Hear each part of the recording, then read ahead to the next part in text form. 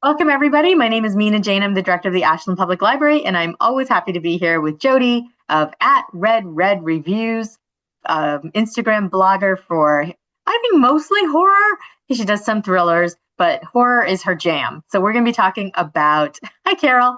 We're going to be talking about all of her recommendations in just a minute. I just want to say thanks to the Friends of the Ashland Public Library for supporting all of our programs, and to Jody for letting us share this program with other libraries, because of course, when libraries work together, we make magic. And you don't have to scribble your notes, furiously. I will send out a list of the books that Jody recommends tonight after our talk.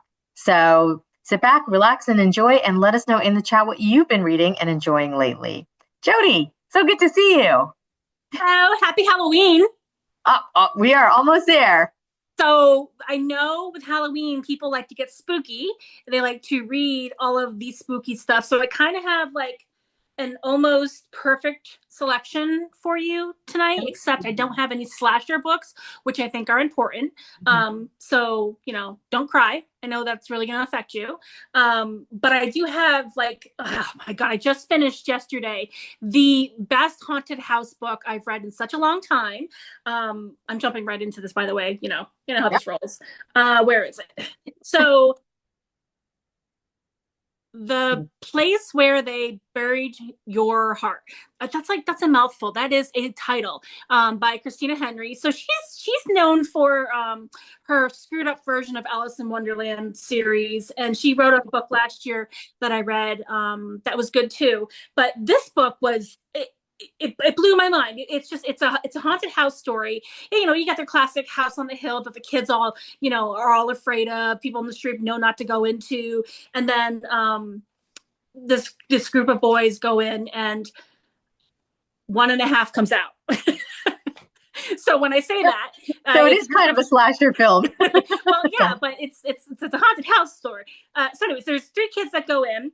One is completely disappears. One comes out missing an arm, and then the other one is like just traumatized by the whole thing. And the child that actually goes missing, his sister is the narrator for the whole story, and it's how losing her brother affected her, and how living down the road from this haunted house has been a reminder that it took him. And this house is there, it's ominous, and there's nothing they can do to stop it. And she tries going in. The house kind of calls you and lures you in. And it turns out the house is not haunted by ghosts. It's the house itself is the way that she describes it is that the house is hungry, but it's still a haunted house because everybody's afraid of it. And I guess the house itself is a ghost. So it's kind of like, it's a little bit of a mind screw.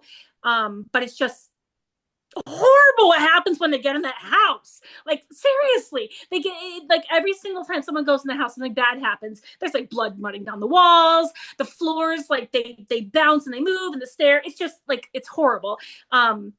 And you get backstory of why the house is the way that it is, but the story really is about the woman who lost her brother and her grief, and how she, it does come for full circle. She has her ending. It was really well done. It was very moving for a haunted house story. It's really, really difficult to have a moving ending. But it was literally terrifying. Like, she did a great job with this.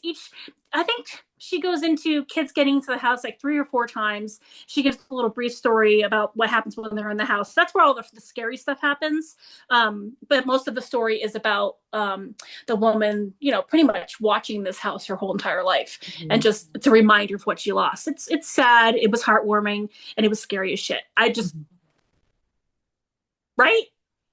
Well, I really like the idea or the concept of a book as a character, not the book, the house as a character.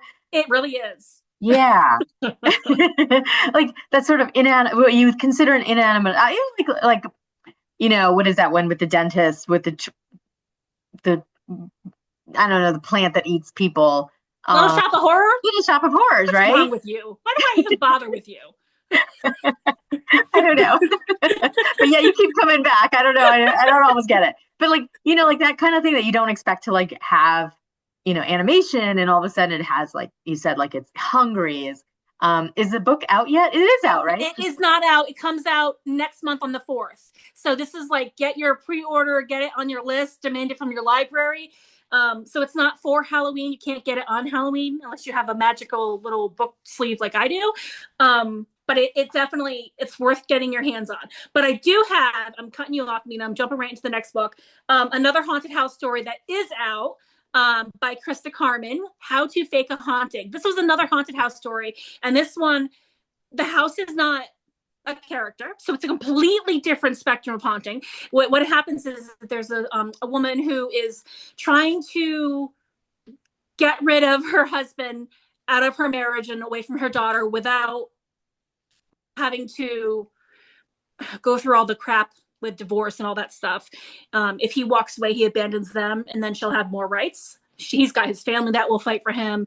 So she and her friend decide that they're going to drive him crazy and fake a haunting of her house that will eventually drive him out of the house, therefore leading for him to abandon his family. And then she wins, right? So she's got this whole thing planned out. They do like these horrible things. They crawl in the attic. They have sound systems set up.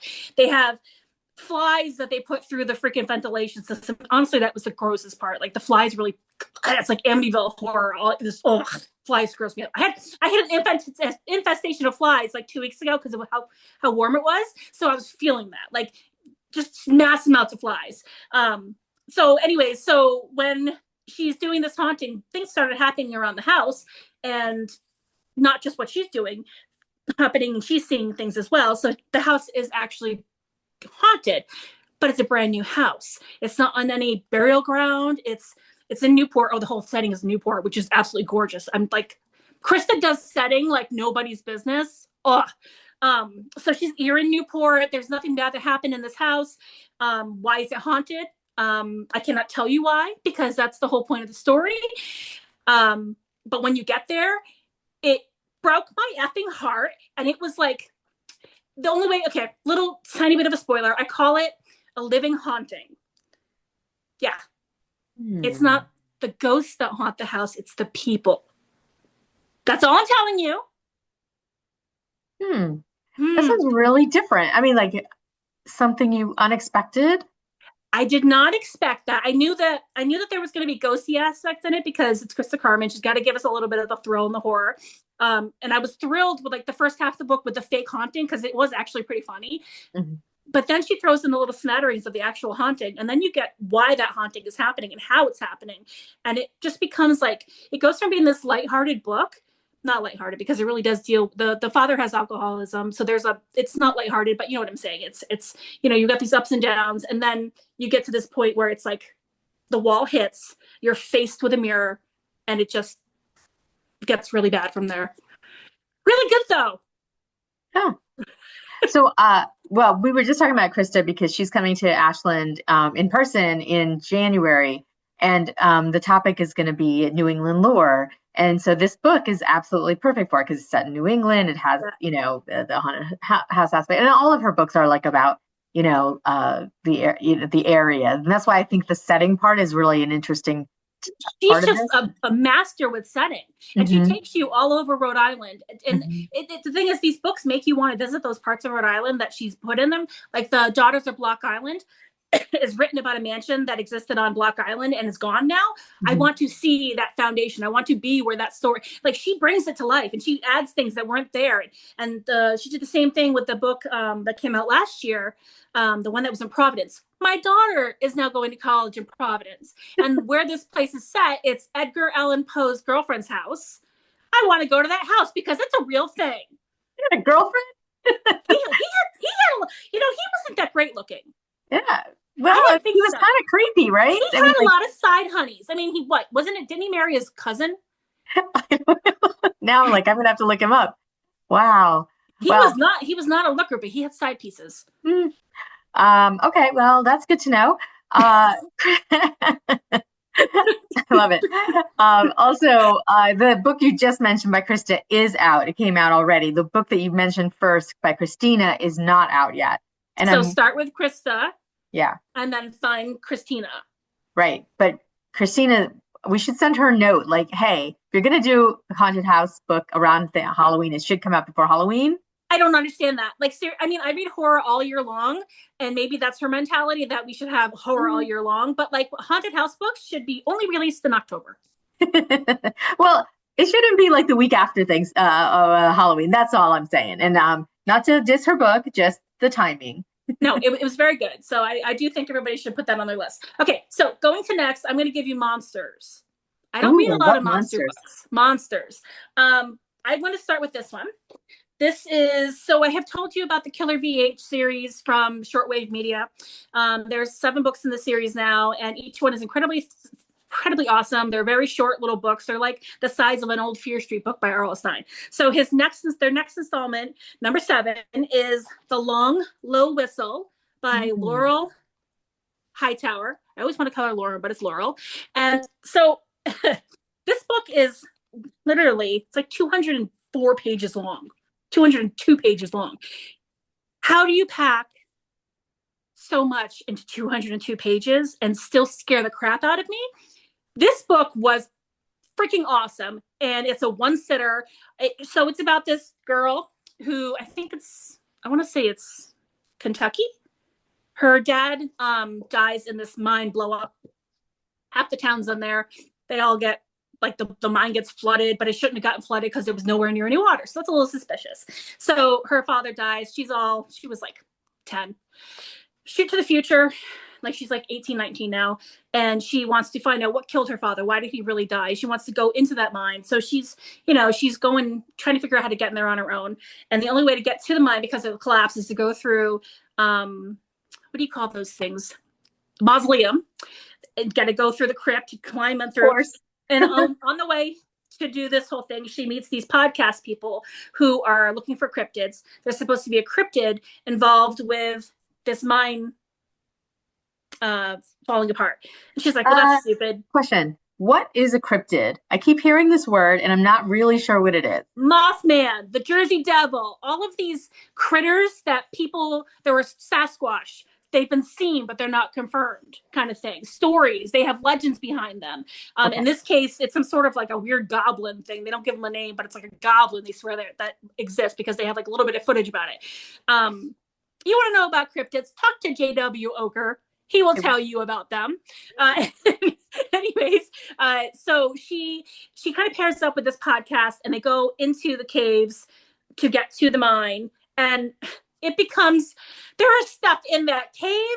There are things that like are almost prehistoric in that cave, and there's snakes that are like the size of my house in that cave, and there's gooey things, and there's things that are bioluminescent in the water, and you have to go through water in the tunnels. It's very effing claustrophobic. I could feel the freaking caves dripping on me as you slither. So my son's an electrician and has to crawl through crawl spaces to go wire stuff, and he tells me about this. I get freaked out about that. My son's doing this every day. They're in this space with like the creepies all over them when they're going through the caves, and it's just like, it's so gross, and it was so bad. And people, of course, die because things come out of the woodwork to eat everybody. And it's like, it's one of those things where every chapter someone's dying off. It's so great. Like, the body, it goes down to like, I think maybe 2 people survive. Maybe 2 people survive the thing, and how they get out. And then there's a whole cult involved in this. Like, it's screwed up. It was so scary, and it was claustrophobic, and monsters like snakes and just things with teeth. Like, she couldn't even say, she didn't give it a name, but like teeth, rows and rows of teeth.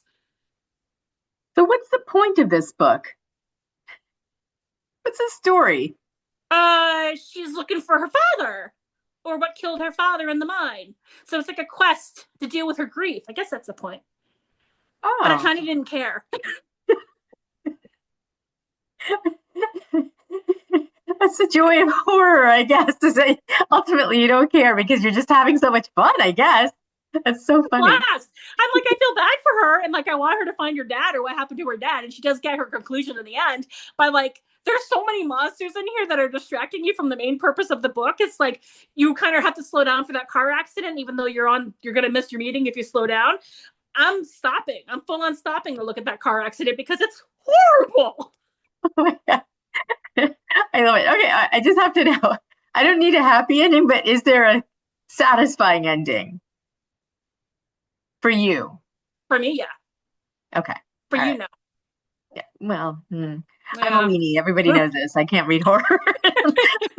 Cults and slashers. Nope. No, thank you. This is my month to shine. Okay, so my next horror, I don't think I talked about this one last time. I hope I didn't talk about it. Another monster book. The Veil by Jonathan Jans. Did I talk I about think you this? did. Yeah. Ah, can I talk about it again just to make sure everybody gets it through their skull to read this? It's aliens. It's aliens, monsters. It's scary. It's another world. It's the end of the world. It's horrible humans. It's so good. I really think this is in my top three. Okay, wait. All right, wait. Even though we talked about it, what is the difference between horror and like maybe sci-fi then? If he's writing about aliens and I think sci-fi horror is now classified as cosmic horror. Where's Sadie when I need her? I believe sci-fi is now cosmic horror, all things that deal with the galaxy or things from other worlds. And this does go to another world, so I believe that it is in that genre of cosmic horror, even though stuff does take place on Earth.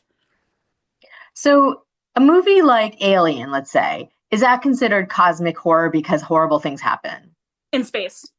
That Right. 100% is. So like there's a horror writer, S.A. Barnes, who writes all of her Hmm. stuff that takes place in space, and which is absolutely terrifying to me. Under the water and the ocean and space scare the crap out of me because they're both vast and equally claustrophobic. Hmm. And I think that's that's why the Alien franchise did so well, because you can't escape that damn spaceship when you're in space, and these creatures are there. Horrible, ugly creatures are picking them off. Yeah. It's a horrible genre. Like, it freaks me out. I can't do I, that kind of. I can watch people slash and like murder all day long, but aliens? Come on, no. well, I'm curious about that because there is a lot of sci-fi that is not horror. So now I'm Yeah, going to have to go back and think about what is the difference because a lot of times there's horrible things happen like in space. I Because think like you it's said, the amount of like grotesque bloodshed kind of thing yeah. that in the book is what steps it up that extra notch for horror. Hmm. Yeah, And that makes the veil sense. wasn't super. I mean, it was bloody, but it wasn't super duper bloody. So this was like, I think you could read it and it wouldn't bother you. Yeah, well, Jody's got a scale with the super duper gory. So I I'm on really can't be this trusted. I end don't and know you're why anybody listens to me. because you're awesome. Okay, we'll had our little moment of sci-fi. So now I'm going to move on to witches. Oh, I love witches. Right. So, one of my favorite witch books is Cackle by Rachel Harrison, and that is the exception to my witch rule. If I'm going to read a witch book, I want it to be those witches that are in the woods, that are hidden, that are creepy, that are mean, that have, they make potions. They're they're in touch with the earth, and they have the heritage, they have the lore behind them, they have centuries of witches in their family that came before them. I love that kind of witch vibe. That is like the best witch vibe. This book has that. This is The Women of Wild Hill, and I believe this is a thriller. Okay. You could read this, Mina, and you would be fine. I think you would actually really enjoy this book. It's about like centuries of women in the Duncan family. Where is the last name? I believe it's a Duncan family. So these women, the original witch was burned back in the day. She came from Scotland to America, took over this island in New York, and since then has haunted this one mansion. And women in her bloodline come to the island after her and watch over the property. And they each have their own gifts. They get their gifts like when they're like 12, 13. One can see the future. Someone has the ability to make potions without you know, not being a chemistry major. She can just freaking do it. Someone can kill people by controlling nature. They can control storms. So they all have these really great, unique gifts. So it's a story of sisterhood and them all getting together. And then it becomes the story of sisterhood with other women. And they're all coming together to fight the patriarchy. The whole point of these witches doing what they do and being on the earth is from the first witch. Now they have to fight for what's right. And they are also fighting for the earth. Mhm. So in this one, it's the present day witches. You get all the backstory of all the other witches, but the present day witches, there's these two sisters, and then one of the sisters' daughter gets involved and they become the chosen three. And then they have to, they're like the old the old ghosty gods are like, you kind of have to kill everybody and make things right. They're like, well, how are we supposed to do that? So they have this plan, they make it happen, and they slowly start killing off all these bad men. They've got child molesters, they've got all of the jerks that like run on Fox News. There's, you know, a lot of political people are involved. It's very much a present day story with old school antics. I guess is how we could say it. And they're great witches. They really are. They're one can talk to animals, and it was really well done. And you fall in love with the sisters and their relationship, and then the witches that came before them. You do really fall in love with them, and you get a sense. You can feel each witch in the new witches. I'm curious about that thing you just said about how, you know, this particular book especially deals with current issues in, you know, a fictionalized way. And so like you know, when did this come out? This month. I think it was last week. So it's like, it seems like really timely, where we want, you know, like humanity wants, you know, justice and, you know, equity and things like that. And in this book about witches, they're finding it, or they're being told they have to create it. Well, it's the women of the past that have always fought since the first burnings of the women in Salem. Now they're aware, and they know that, you know, there are men out there that you can't trust. There's a very few that are there, but there's men that you can't trust. They're running the world. They're ruining the world. One of the women married a guy who was going to invent a poison to kill off pests in crops, which she saw the future, and it was going to kill off like a whole nation. So she killed him. Even though she was in love with him, she killed him because she knew what he was going to do to the earth. It's a feminist view on current events, taking out, I mean, it's satisfying. Damn it. I think that's the word I want, is if it's super satisfying to see these women who have small gifts, or not even that big of gifts, and they wipe out, and they solve problems, or getting shit done through the centuries. And it's, you know, it's all, they're using their powers for good. Interesting. I mean, like a cop would tell you, you don't kill somebody to make things better, you punish them. So I just find the whole concept really interesting, and I think I'm going to have to read that book. If you can wipe them out, things would be so much better. I'm not saying it out loud, but if someone wiped out, you know, our current administration, we'd be a lot happier. Well, about 80% of people would be. But I'm just saying, like, they also discuss things like climate, like the climate and the earth and the nature and things like that, which is also, you know, very high on people's minds right now. So I think like that. I think I will read that book, because it sounds like it would address honestly, a lot of... Mina, I wouldn't steer you wrong. I think you would really enjoy this one. And I'm going to actually give it to my boss, because she has the same taste in books as you. And so far I've been 100% with her. So I'm pretty much telling you need to read this. That also brings me, I don't have a copy of anything on me, but there's also a section of horror now. It's eco horror. I don't know if you've heard of that, where they do deal with the horrors of climate change and just bad things happening to our earth and what we're doing to them. I've read Tim Lebon. I'm pronouncing his last name wrong. He writes eco horror, and they've just, eco horror. It's a thing. It's about climate change. It's about the earth fighting back, or, you know, it's awesome. It's been really awesome. Almost as good as Sporer, where it's the mushroom horror. Yeah, I know. I'm blowing your mind. We need to make like a chart, like one of those serial killer charts with horror in the center, and then all the red strings going to all the. I know. It's blowing your mind. There's so much. There's too much. I love it, because I feel like I feel like that's the creative nature of horror writers, is they can take anything and come up with this story, right? Yeah. And there are no limits when it comes to horror. Anything goes. There's horror fantasy. I think there's horror romance now. Haven't read it yet, but I'm open to it. Actually, Clay Chapman McLeod.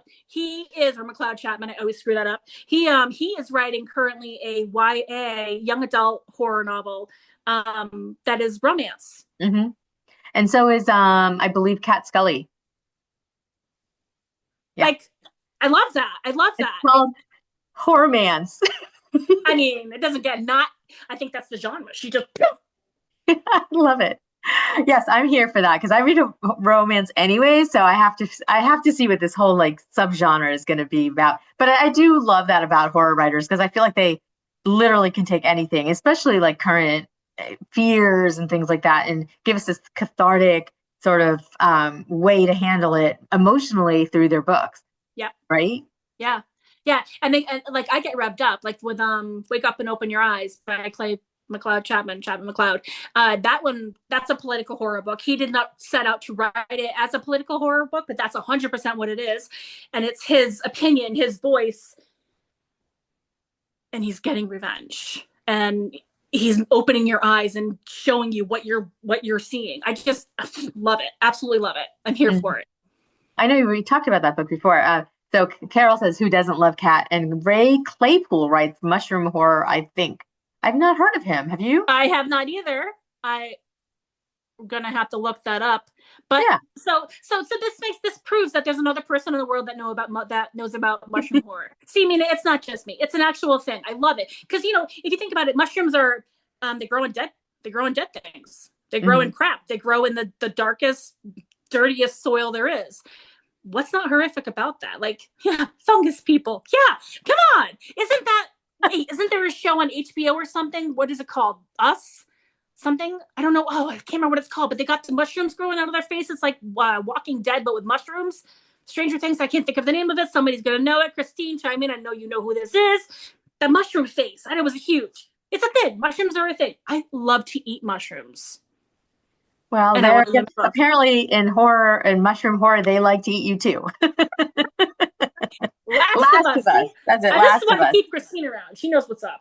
Okay. Well, Last of Us is the one with that girl from Game of Thrones who's supposed to be amazing, Yes. right? Yeah. Yes. Oh my god, I hated her in Game of Thrones, but I hear she's Oh, I amazing loved in her in this. Game of Thrones. I I loved know. her. I hated. She did such a great job that I hated her. And Pedro. Oh my God, it's so funny. Okay, you have time for one more. Okay, one more. I'm gonna slip in a cult book because I mean it wouldn't be a month in Mm. Jody's reading world if I didn't have a cult book. Um, The Red Knot by Monique Asher. So the last book that she wrote, I can't. Please don't eat the pie. I think that's what Oh, it's called. yeah, yeah, yeah. Yeah. That was a sort of culty book. This one is straight up. She's not even beating around the bush. This is straight up a culty book. It's about a woman who goes back to her old town.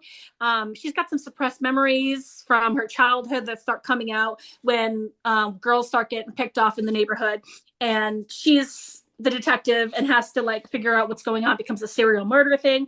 The thing that's tying everybody together is they have red string yarn tied around their neck. What does it mean? Why is she having flashbacks of red yarn? Kind of goes all together. And then the town isn't helping her and the town is covering up stuff. It's one of those things where small town mentality, we got to keep our small town perfect. We have to keep it good. Do we need to sacrifice to keep it good? Are these girls sacrifices? What does that have to do with her? It was so freaking good. I'm not even going to be able to describe it right. It was so good. And the cult was just really creepy and really well done. And there's another crazy girl that's thrown in there that's like thrown into the mix to screw you up because you think that she's involved because she's got like this schizophrenia going on, which was amazing. She did a great job with the schizophrenia. I was all in for it. She's like this crazy mental patient that like blacks out and like, what is she doing when she blacks out? Is she involved in the serial killer crime? Is she the serial killer? Was she involved in the cult? There's a church involved. I think religious horror is another thing too. And I think that's kind of we've woven into this. I'm making Mhm. a chart, damn it. Please do. Like one of those like Venn diagrams. But I just in the last minute, I want to mention that another thing I love about what you speak about horror because I can't read it is that a lot of times in other genres, neurodivergence is used as a trope. Like how is this person going to get better? How, things like that. But in horror, it's totally embraced. Like it's Yes. that make people diverse, that makes them the strength of the Yep. book. Yep. And I am so here for that because I think that makes total sense. It's almost like switching the final girl around and giving people with their extra abilities, extra chromosomes, minorities, everybody, giving them the power. And they Mm-hmm. get to be the final girl. They get to be the last one standing. I am here for that. Me too. I love it. And I love horror, at least the way you describe it, even if I never read it. But I am going to pick up that Kirsten Miller book because I that think you'd sounds, like her. yeah. I mean, it just sounds fascinating. And this is the season. You really need to pick this up soon because witchy season. Come on. Carol's on with us on horror, religious horror. All right, everybody. Thank you so much for being with us. Of course, I love talking with Jody, and sometimes you can't get a word in edgewise, but I always enjoy it, and I love the books, whether I can read them or not. And I hope you can because they sound really, really good as always. Jody, I will see you next month. I'll be here. I'll be here too. Good night, everybody. Have a wonderful Bye. evening.